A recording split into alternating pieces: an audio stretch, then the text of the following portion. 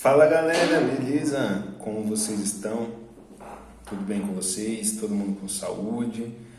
Com vocês? Com os familiares? Tudo tranquilo? Eu espero que sim.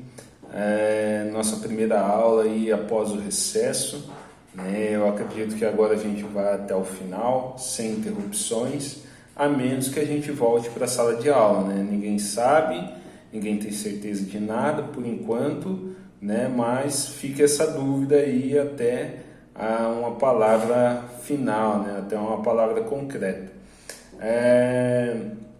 Bom, estamos retomando nossas aulas, né? Eu vou pedir para vocês não deixarem acumular as atividades.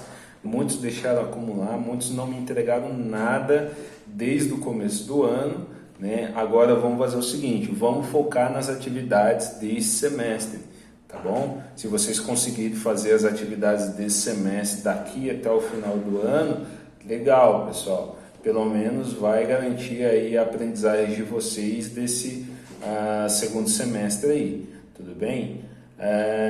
Então, retomando nossas aulas, né? A gente vai falar sobre dois assuntos nessa semana.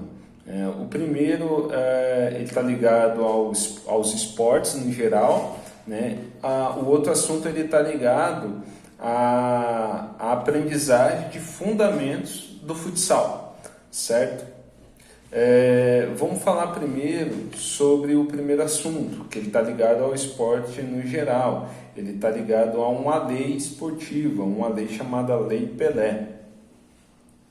O que essa lei fala, né? Ela divide os esportes em 4 modalidades, né? São 4 formas diferentes de se praticar, de se aprender um determinado esporte, seja ele qual for.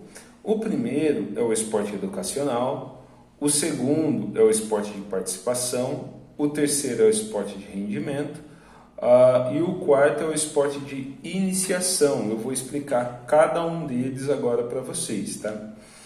O esporte educacional é o mais importante para a gente nesse momento, tá? O que é o esporte educacional?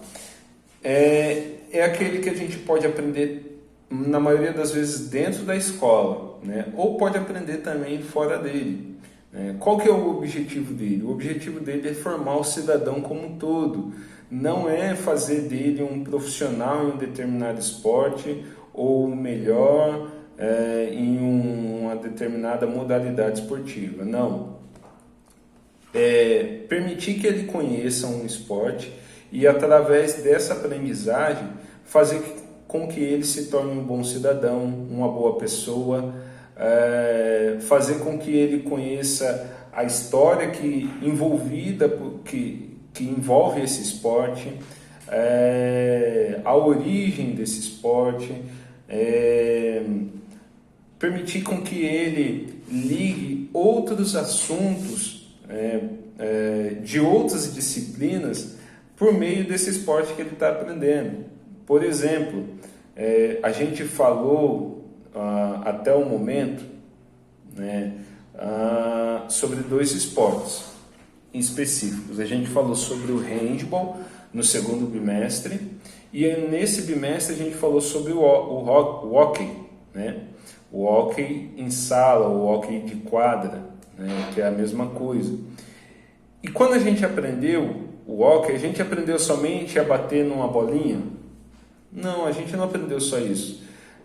A gente aprendeu como se joga em grupo, né? A gente aprendeu a respeitar o nosso adversário, a gente aprendeu regras do jogo, de onde esses jogos surgiram. Por exemplo, o handball surgiu através de um professor de educação física chamado Karl Skerens, né?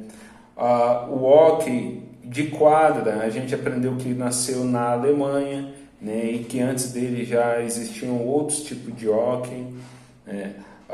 Então, só nisso aí a gente já falou de geografia, a gente já falou da história do esporte, né, que envolve história também. Quando eu falo para vocês, por exemplo, se eu pedir para vocês descrever as regras, né, no momento que vocês estão escrevendo ali, vocês estão trabalhando as habilidades que a gente aprende na disciplina de português, né? No escrever, no ler, né? Na forma com que eu escrevo as regras ali do esporte, né? Então, eu trabalho o aluno como um todo no esporte educacional, né? A intenção não é formar um profissional, né? Mas sim uma pessoa para a vida, né? Essa é a intenção do esporte educacional. E ele é tão importante que os governos do mundo todo investem muito, né, nessa área. Tanto é, né, que nós, professores de educação física, somos contratados, né, a gente passamos por concursos e outros tipos de contratações, né, para estarmos nas escolas ensinando o esporte, né, educacional de uma forma que vocês possam aprender e se tornarem boas pessoas, bons cidadãos através do esporte, né? Esse é o esporte educacional. Agora vamos falar um pouco sobre o esporte de participação. O esporte de participação, ele, assim como o esporte educacional, ele não tem assim uma intenção de formar um profissional, né? O objetivo dele está ligado mais propriamente à participação, né? Está ligado mais a querer aprender um determinado esporte, né? E ao lazer, né? A qualidade de vida, a saúde. Por exemplo, uma pessoa que ela percebe que ela está um pouquinho acima do peso, ela fala assim, não, eu preciso mudar meus hábitos de vida. Então, o que ela vai fazer? Ela vai fazer uma caminhada, ela vai entrar numa academia de esporte, de lutas, por exemplo, ela vai entrar numa academia de ginástica, de musculação, enfim, para trazer para ela mais saúde, mais qualidade de vida. Esse é o esporte de participação. Ela também não tem um interesse de ser o melhor naquela área, de ganhar medalhas, de ganhar dinheiro. Não é essa a intenção. A intenção dela é melhorar a saúde, a qualidade de vida dela. Esse é o esporte de participação. Aí agora a gente vai falar de um esporte de rendimento, que ao contrário do esporte educacional, ele tem a intenção de separar os melhores, né? Como assim, professor? Vou explicar. No esporte educacional, todos são convidados a participar, seja o alto, o baixo, o gordo, o magro, seja o pobre, seja o rico, seja a pessoa que não é cadeirante, seja a pessoa que é cadeirante, seja a pessoa que tem uma visão, que tem alguma deficiência visual, seja a pessoa que não tem um braço, que não tem uma perna, que anda de muleta, todos são convidados a participar, né? E os professores têm a necessidade de criar formas para que essas pessoas possam participar. O esporte de rendimento, ele não é assim. O esporte de rendimento, ele separa as pessoas, né? Somente aqueles que têm mais habilidade a um determinado esporte, a uma determinada modalidade, acabam se encaixando naquele perfil, né? Ele não assim, olhando por um certo lado, ele não é justo, né? Por quê? Porque se eu não tenho uma certa habilidade, né, para um determinado esporte, a questão de ter habilidade está muito ligada à questão genética, né? Ou eu nasci com uma determinada habilidade ou não, e eu posso ir desenvolvendo aquilo de acordo com um treinamento, né? Se eu for treinando, eu vou desenvolvendo certa habilidade, né? Por exemplo, o Neymar, né? Por exemplo, o Usain Bolt, né? Por exemplo,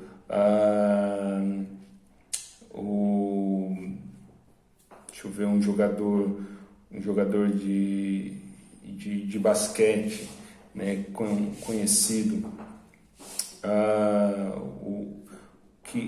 um que morreu recentemente, Kobe Bryant, né?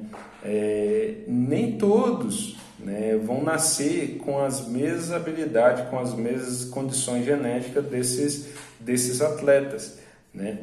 É claro que para eles chegarem onde eles chegaram, eles precisaram passar por muito treinamento, mas tem gente que vai treinar tanto quanto eles, né, e não vão chegar na mesma posição em que eles chegaram. Por quê? Porque se trata de genética.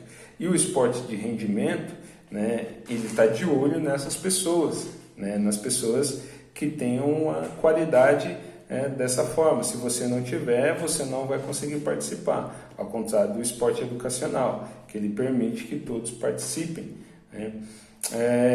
O esporte de rendimento, ele está muito ligado ao dinheiro, né?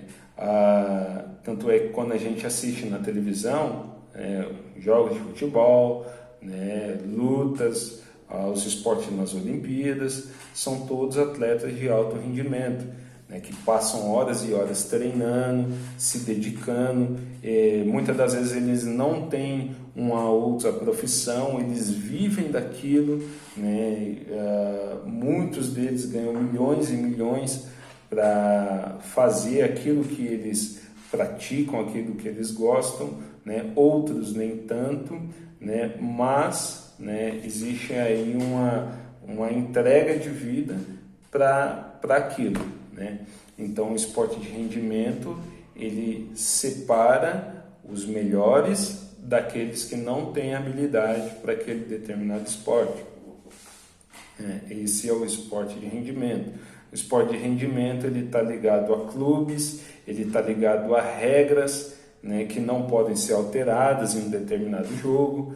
Ele está ligado aí a federações que regulamentam as leis de um determinado esporte, né, as regras de um determinado esporte, os campeonatos, enfim. Esse é o esporte de rendimento. Na maioria das vezes os atletas recebem, né, valores financeiros para participar, para jogar. E por último, o esporte de iniciação, né, que nada mais quando eu pretendo aprender um determinado esporte e eu entro numa academia, eu entro numa escolinha, né, de tênis, de futebol, de vôlei, para aprender um determinado esporte, né, para que mais tarde, quem sabe eu possa me profissionalizar, ou somente para um fim de recreação, uma forma de lazer. Beleza, pessoal? Esse daí é um dos assuntos que a gente está falando nessa semana.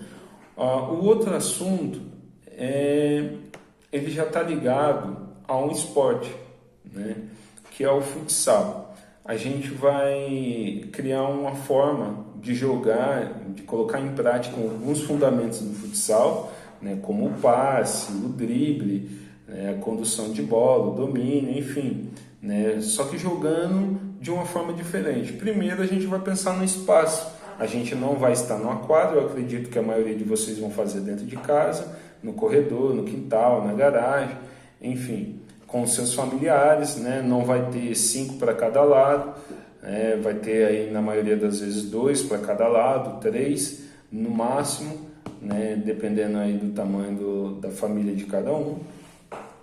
E a gente vai fazer um jogo que eu chamo de pet goal. Como que é o pet goal? Ao invés de vocês utilizarem traves, né, assim como no futsal, vocês vão utilizar garrafas, né, garrafas PET, né, por isso o nome, pet goal. Tá? Vocês vão colocar aí mais ou menos um palmo de água dentro da garrafa, para que ela não venha cair facilmente. Né? Eu sugiro que vocês utilizem 5 de cada lado, vai precisar de 10 garrafas, mas pode ser que vocês não tenham 10 garrafas. Então você vai usar aí quantas você tiver, mas tem que ter o mesmo número para cada lado. Tá? O objetivo vai ser derrubar as garrafas do adversário, todas elas. Derrubou todas, acabou o jogo, certo? Você vai derrubar de um lado e o seu adversário derruba do outro. Tá? Essa vai ser a primeira etapa do jogo. Na segunda etapa, numa segunda oportunidade, né, não vai ter lado para derrubar. Você pode derrubar tanto de um lado como de outro, tá bom? Você vai ter que criar estratégias para isso, né, para derrubar e para não permitir que as suas garrafas sejam derrubadas, certo? Esse é o Pet Go. Depois eu vou deixar aí algumas perguntas para vocês responderem, né, a respeito do jogo que vocês irão fazer e do texto que vocês irão ler aí, do qual eu acabei comentando aqui com vocês, tá? Essa forma de jogo que foi praticado pode ser considerado como esporte de rendimento ou educacional. Por quê?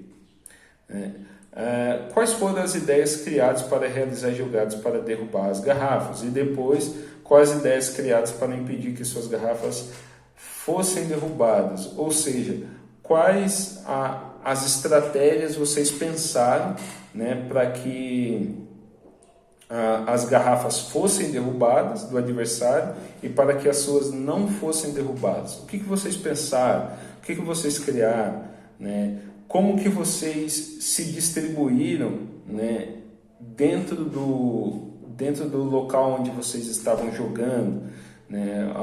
O que vocês pensaram? De repente, colocar o que é mais rápido lá na frente, né? Ou aquele que marca melhor atrás, né? Para conseguir tomar a bola, né? E já tocar para alguém, para aquela pessoa derrubasse as garrafas, né?